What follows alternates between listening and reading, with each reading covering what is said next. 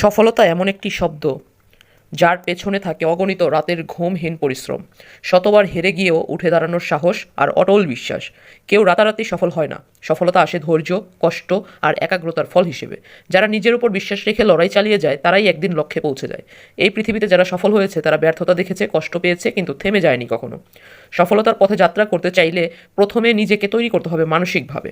সফলতা এমন একটি শব্দ যা আমাদের প্রতিটি মানুষের জীবনের সঙ্গে ওতপ্রোতভাবে জড়িত। আমরা সবাই চাই জীবনে কিছু একটা করতে, কিছু একটা হয়ে উঠতে, কিন্তু সেই চাওয়ার পথটা সব সময় সহজ হয় না। বাস্তবতা কঠিন, পরিস্থিতি প্রতিকূল, কিন্তু সেই কঠিন পথ পেরিয়েই যে মানুষ সামনে এগিয়ে যায় তাকেই সফল বলা হয়। এই সফলতার পেছনে থাকে পরিশ্রম, আত্মত্যাগ, অধ্যবসায় আর একটি অদম্য মনোবল।